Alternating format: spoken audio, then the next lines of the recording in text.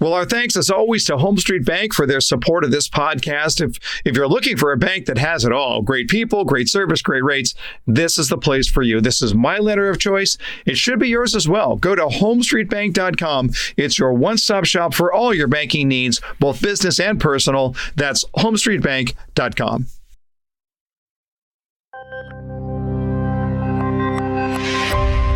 What resources might help you to be effective in sales? And are you using those resources? Let's talk about it on today's episode of The Buyer's Mind. Welcome to The Buyer's Mind, where we take a closer look deep inside your customer's decision-making mechanism to reverse engineer the perfect sales presentation. Now, please welcome your host, Jeff Shore. Well, hello, everyone, and welcome once again to another episode of The Buyer's Mind. I am your host, Jeff Shore, on the podcast where we try and figure out the way that our customers think, the way they make purchase decisions, knowing that if we design our presentation around the way that the customer wants to buy, it's a complete game changer. And one of the things that we look at as we're designing our presentation is what are the resources that make us more effective in how we reach out to our customer. Joined as always by our show producer, Paul Murphy. Murphy, you're a tech guy, so I'll assume you are constantly looking at your available resources that are going to make you smarter and keep you up to speed with what's going on out there in the world. Yeah, you know, the internet is a great thing, but it's a pretty vast, so you need to narrow things down and figure out what's the best use of my time when you're out there searching for that information, right? Is part of that just your network of people that you've met over time to be able to say, okay, I've got this issue over here. It's a technical issue. It might be just a little bit beyond my scope of knowledge, and so I will call that guy or that gal. Absolutely. So my go-to guy is a guy named Ivan. No, he's not Russian. He's Greek, but nonetheless, he is the engineer of engineers. And when it comes down to knowing something that I don't, he's the guy I go to because he knows everything. So you've got Ivan, and then you've got Google, and you've got YouTube. You probably got a couple of manuals out there that you read from time to time, but at some point you've got your resources. You know where to turn in order to get better. Absolutely. And typically I try to lean a little bit more on my network of people than what I see on the other things out there, just because experience tends to pay off a little bit better than just something you read about. Agreed. Although I will say that one of the things that I have found is that YouTube is a really, really powerful tool to be able to learn how to do things that are very, very specific. So, for example, you know, when I lost the fob control to one of my cars, I had to buy a new fob, and then I had to figure out how to program it. And what did I do? I went on YouTube and the guy showed me how to do it. I fixed a sprinkler that way by watching a YouTube video. But also for hockey, when I want to learn a specific technique in hockey, there are a ton of videos there. And I find that that's true in just about any area. When I want to get smarter, there's always a resource out there. It's a matter of whether I'm willing to take advantage of it. But there's also those resources that just make us better because we are well connected to them. I do a lot of keynote speaking, so I'm constantly looking at how to market myself, and that means understanding, for example, how speaking bureaus work, or how I tap into meeting and association planner networks. And so what do? I talk to people at the National Speakers Association, of which I've been a member for many, many years. We network together, we share best practices, and we use our resources. And I want to ask you the question as a sales professional, what are your resources? Where are your resources? And are you tapping into the tools that will make you better? I think that perhaps the number one issue or problem that we see in sales are those salespeople who are waiting for people to buy from them. And that's not sales. That's called order taking. You have to use your resources for skill improvement, for networking, for connecting, for inspiration, for prospecting, for doing what you need to do to get better and stay better. So here's my suggestion. Go out there and interview the best of the best in your field. Ask them what they do to stay ahead of the curve. And then whatever they tell you, do that. Ask them what resources they use to stay on top of their game. Whatever they tell you, do that. Adopt the processes that the best in the business are already doing. You don't have to reinvent the wheel here, but you might find that there are opportunities to learn from people who are very effective in your field and just copy that. Just look at it and say, what are you doing well? How can I do some of that? You're going to find that the best in the business always have resources at the ready that will make them better. Because think about it. Why would you want to try and get better only by trying to figure it all out yourself? Wouldn't you want to learn from the people who have gone before you? That's the opportunity. That's the challenge. And when it comes to sales, here's somebody who is extremely well connected and knows how to use her resources. That's Alice Heiman. So we're going to learn from Alice today. What do we do to build our network of resources? Well, joined now by Alice Heiman. You might know the name Alice Heiman, or Heiman for sure. It's famous in the sales world. Alice Heiman spent the first 13 years of her professional career as a teacher, but then she began her work with the great Miller Heiman Company. And since then, she has branched out on her own. She's worked in developing sales training programs and has become a coach and a trainer and a very prolific keynote speaker. And then in her spare time, she launches new companies and teaches at universities. So because it doesn't sound like her life is quite busy enough. Welcome to the Buyer's Mind, Alice Heiman. Alice, how are you? I'm doing great. I'm busy. You're not so busy. You're one of those people that just, I don't know, is it you don't know how to say no, or are you just easily bored and you have to take something else on? I'm definitely easily bored, and I'm on the say yes path. Say yes to things and make stuff happen. Yeah. I like to say that life is a buffet and I want to die full. So there's just so many things to do. Yeah, absolutely. You've been in the sales business for a long, long time, in the sense that you've seen so much of it. You've done just all these different things, from frontline sales to sales leadership to running a company and everything else. What is it about sales, as you look at it, that really makes it special? And maybe that folded into that, what is it that a lot of people just flat get wrong about sales? Well, for me, sales is really about helping other people. And I did teach public school for 13 years before I got into business. And that is a helping profession, as you know. But I see sales as a helping profession as well. And I have seen everything in sales, including a little known secret about me. While I was teaching, I opened a business called Book Adventures. See, I just can't stop myself. I have all these entrepreneurial ventures going on, but I saw a gap in the marketplace and I took advantage of that gap because parents and teachers needed great materials to help them, teach their children. So I started Book Adventures, and that was a business to consumer business. And my first real company, I had started some nonprofits, but that was my first real company. And again, I did it because I felt like I was helping. People had trouble finding the right materials that they needed and getting the right information. And so I was providing that. So for me, sales is really about helping. And in order to help people, you have to care. And so if you are just out to make a dollar, or if you don't really care whether people get what they need and want, your sale is going to be tougher, no matter whether it's business to business or business to consumer or retail. That opens up a number of cans of worms out there. When we look at it, we say there are some sales people that are going to look at it and go, okay, well, listen, helping people, that's great and everything, but at the end of the day, I just needed the sale. So, I'm not just out to make a dollar, but I got to make a dollar. And then we can also get into the idea of, well, okay, if it's about helping people, where does closing come into that discussion?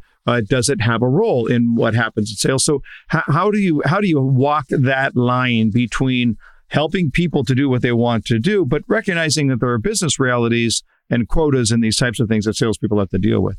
Well, corporate America certainly does put a tremendous amount of pressure on salespeople to close deals. That is the truth.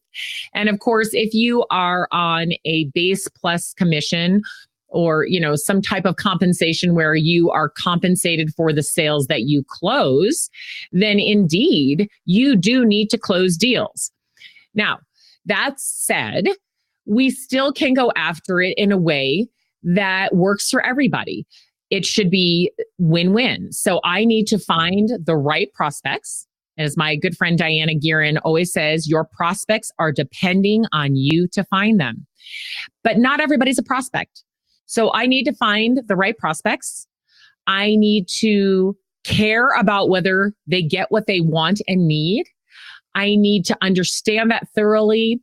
I need to understand their buying process, what's going through their mind, what is going to make them look good, what's going to make them happy. I need to really understand how they're going to make this decision. And then I need to help them during that buying process by getting them the information they need so they can make the best decision humanly possible. So there's a lot of products and services out there that are pretty much the same. What's going to help you win is being a better salesperson. And that means you're helping them make the very best decision possible versus just trying to sell them something. So yes, closing comes into that because I have a solution for you that is the right solution. It's the best solution. And when you buy it, you will be happy. So I am going to help you do that. Let's talk about connecting and about connectivity. You recorded an outstanding YouTube video recently on this subject about how salespeople go about connecting, and part of that was a challenge in the area of the cold call. So let's start with the cold call, and then we'll get into connecting, because this is a raging debate amongst the so-called sales gurus. Half of them, maybe not half of them, I don't know if it's evenly split, but a whole lot of them are going to say cold calling is alive and well, and you absolutely should be doing it. And others are saying, in this information age, with the access to information we have, there is no reason you should ever make another cold call as long as you live. Where do you fall on that spectrum? Yeah. Well, first, let's define cold call. So what does that mean? So cold calling used to mean, here's a list, here's your phone book when we were young, right? Here's your phone book. Start dialing, right? Completely ice cold. Don't even know if you're going to reach a person. You don't know a person's name. You know nothing. That's really where the term cold calling came from. But today we do have to make cold contacts. We make them all the time though anyway. Think about it. You go to an event, you don't know everybody there. That's a cold contact. You walk up to somebody, you shake their hand, you say hello. That's a cold contact. We reach out to people on social media with a valid business reason, of course, and a great introductory message. That's a cold contact. I mean, we are making cold contacts every day. That's how we make a new friend. I mean, that's how we might meet the person that we are going to marry. We make cold contacts all the time. So there's really nothing wrong with that. It's part of our life. But in sales, what makes sense to do today is not just dial for dollars. It makes sense to know something about who you're calling and what they might need and why they're your ideal customer before you pick up the phone or send an email or send a social media message or meet them at a trade show. Doesn't matter. It makes sense to use the vast resources you have to get to know something about them first. And it makes sense, because we are so connected these days, to get an introduction to them, if at all humanly possible. So before I will make a cold contact of any kind, I will always work hard to figure out who could introduce me, and then help them do that in a very productive way so that I get to have a conversation. I get that introduction with a wow message, and that person wants to talk to me. So I will always do that first. But yes, of course, I'll make cold contacts. It's part of life. We do it all the time. We just need to do it smarter. So let's talk a little bit about that, about how we do it smarter in business, and what are the different ways, because it's one thing if I look at it and say, okay, I've got a really strong connection with this person over here. He knows a lot of people. So, I guess I could just pick up the phone and say, hey, I'm trying to grow to my business. Who do you know? Right. I guess that's one way to do it, but it's not always going to be that easy, and not always and even that tactic isn't always going to be appropriate. So How do we get started on that? How do we use our sales resources more effectively? And what are the key resources that you look for when you're putting on your sales hat? Well, again, I think it goes back to this connectivity, right? So if salespeople work hard to build a network where the people know them, like them, and trusted, and they are connected, all of this becomes easier, right? So I can make a list of my ideal prospects. I can go online and find the names of the people who will likely be involved with the decision. And then I can specifically use LinkedIn to look and see who they're connected to. But then I can get off LinkedIn. And as my dear friend, Joanne Black always says, pick up the damn phone. So then I can call you, for example, and say, hey, do you know any of these people? Because I specifically want to talk to them about, and it would sure be easier if you could help me get an introduction. So I've got to be really specific about the way I do it, not just, oh, hey, who do you know? Well, I don't know. I don't know anybody. But if I come to you with a few names of people or a company name and we talk about it a little bit, then you can help me think about the best approach and who you can introduce me to. Now, likewise, because I'm so connected, I can help you when you come to me because I say, oh, let me look and see who I know. Let me get an introduction for you. So I think by being more connected, you have more opportunities to get help and help others. You said something really important. You were talking about building the network first. And I think whether it's how you are using LinkedIn, how you're using Facebook, how you're using that network of people that you just know and come across from time to time. I think one of the mistakes that gets made is that we think about how we're going to utilize our networks, whether they're virtual networks, online networks, personal networks, whatever they are. We lead by saying, how do I tap into that network for my benefit without first looking at it and saying, how do I pour myself into that network? There's this idea that I think we've got wrong where the network is, it's just take. It's take. And it's just obnoxious after a while because we go in with, it was described to me once as walking into a relationship, even a virtual relationship, are your palms up saying, give me, fill my palms, or are your palms down saying, here, I've got something for you to take? Fundamentally, our approach in that is probably where a lot of salespeople get this wrong right from the very beginning. Yeah, absolutely. You have to give first. There's no doubt. And that's why I am so active on social media. I'm putting out great content for people to consume. I get thank yous all the time. Thank you for that article. It really helped me do this. People send me messages on LinkedIn and ask me how to do stuff. I answer them in full-on paragraphs with step-by-step instructions. They cannot believe that I took the time to do that. But it's important to help other people. Those people will die on their sword for me now because I went above and beyond to help them. So I think a lot of salespeople don't think like entrepreneurs. If salespeople thought like entrepreneurs, they would constantly be nurturing their network, giving back, helping, connecting people. When somebody is hiring, send a few names their way. When somebody is looking for a resource, you are connected enough to be able to send them a few ideas of where they can get the information they need. When they're looking for funders or investors, you can spread the word to people who do those kinds of things. So you can use your network to help them first, share great things that will help people. And then it's very easy to get them to want to help you. Somebody on our podcast, I can't remember who it was, but somebody had once said that the best, it might have been Seth Godin, who said your best strategy is to treat your prospect like they're already a customer long before you've ever even thought about, whether you're going to get a check from them. If you start taking care of people as if they are already your paying customers before they start paying you, that's always going to be the best strategy and the best way to be able to get them into the fold as a regular customer. I think that's really, really good advice. When you're looking at the sales process, when you're looking at salespeople, are there things that just drive you a little bit crazy? Do you have any sales pet peeves? Well, I probably have a lot of them, but I think it is kind of endemic in our sales society that we are onboarding and training salespeople to sell using very old ways. We're not teaching them to be modern sellers. So it's not really their fault.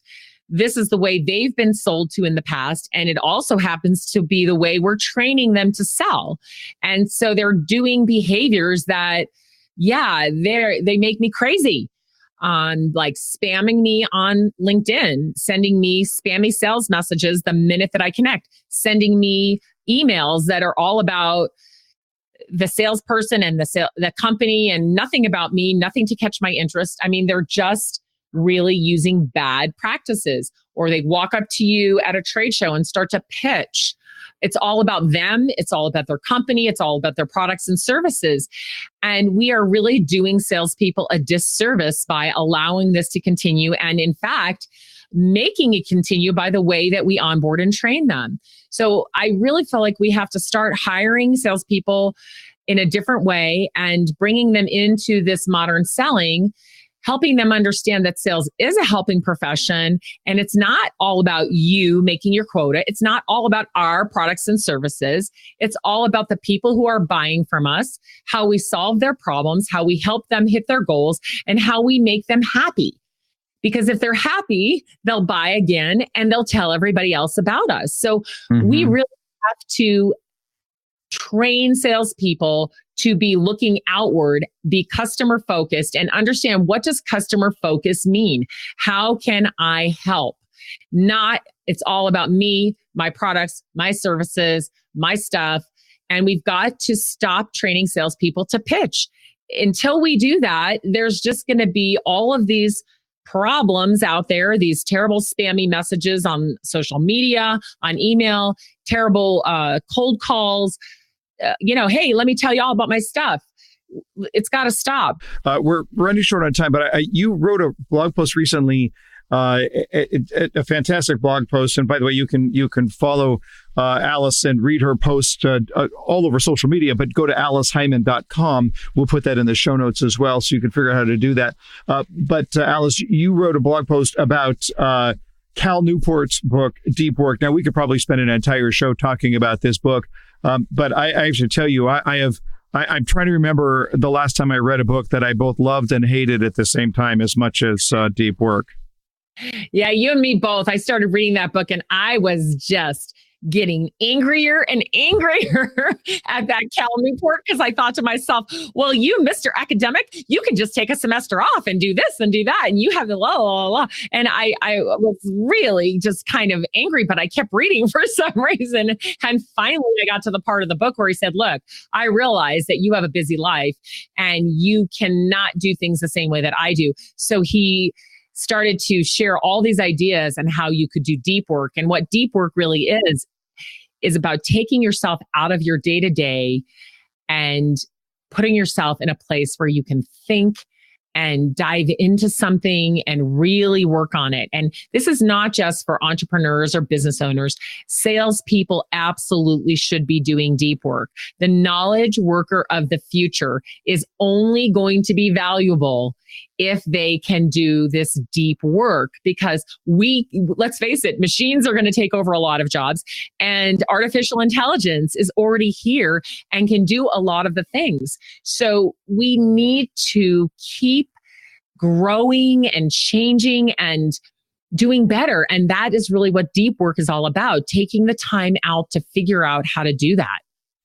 But it's a challenge, because he's really asking us to undo long-held habits and to really look at things we otherwise might find just completely foreign to some people. The idea of quitting social media, for example, is extremely foreign. The idea of embracing boredom is extremely foreign.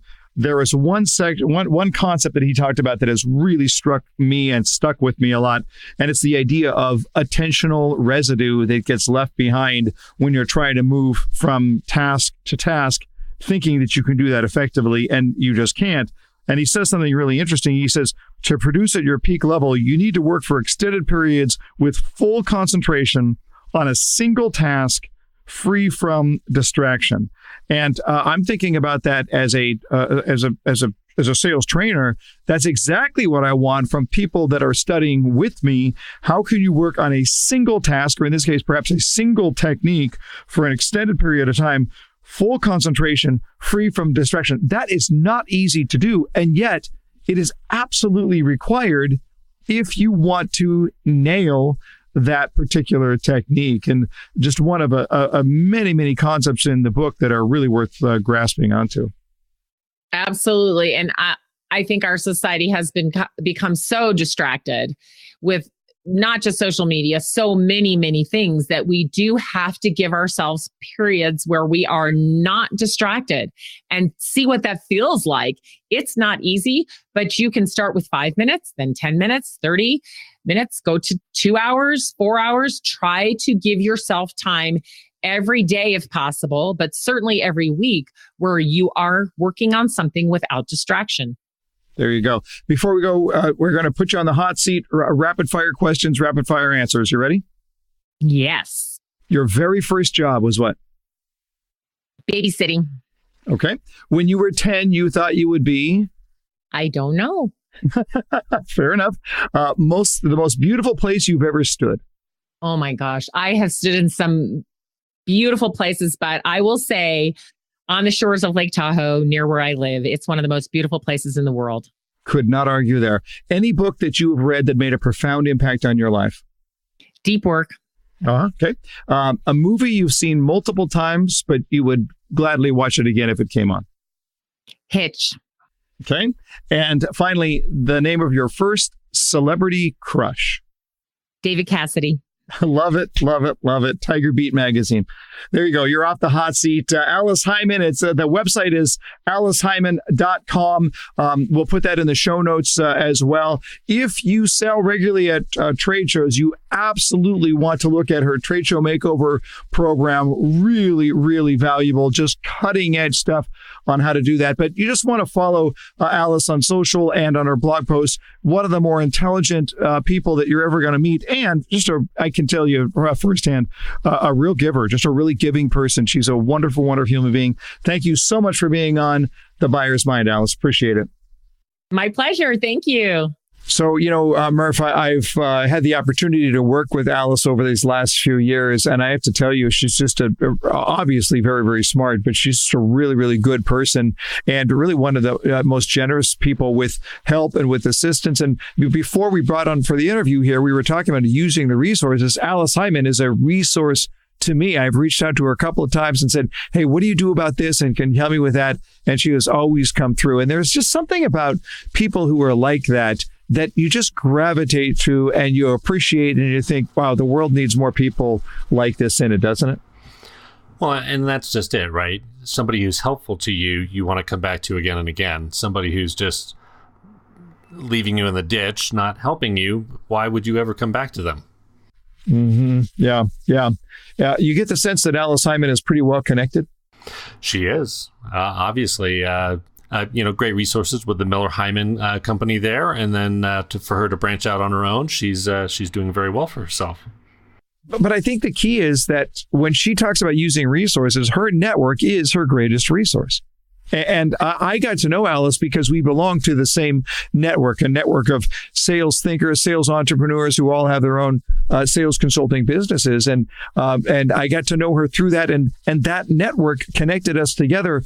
But her network is her resource. She does a great job of networking intentionally, purposefully. And what happens then? She has a whole network of people that she can connect with, that she can grow with, that she can learn from. And that network becomes her secret weapon. I think what happens with a lot of salespeople is that they get into this lone wolf syndrome where they look and they say, well, nobody really understands me. Nobody really gets me. I'm just going to do this on my own. I'll put my head down, get the sales and move on. I'm just not sure that that's the healthiest way to build a career. I think we have to look at it as a salesperson. It's okay to think like an entrepreneur, but you're wrong if you think that entrepreneurs are not well networked. The best entrepreneurs out there are the ones who are excessively networked. So if you start thinking like an entrepreneur, if you start thinking like, what do I do here to be able to use my resources effectively, then what's going to happen? Well, you're going to start thinking about things like ownership, Entrepreneurs own their business. They understand that their efforts have direct payoff into the bottom line. They own it. They don't make excuses for it. They don't blame other people. They own their business.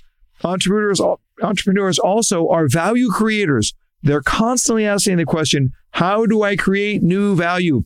And they don't sleep at night if they don't believe that they're creating new value. But then maybe the most important thing about entrepreneurs that sets them apart, and this is something that the very, very best salespeople that I've ever met have in common. They have an extraordinarily high achievement drive. They have to win. Successful entrepreneurs have to win. They have to achieve. And it drives them crazy when they have skills or motivations or aptitudes that are not being utilized. High achievement drive is a critical component of success. And I would just ask you, are you thinking like an entrepreneur? Are you using the resources the way that an entrepreneur uses those resources? It's going to make all the difference in your career. It's also going to make all the difference in the way that you take care of your customer. Think like an entrepreneur.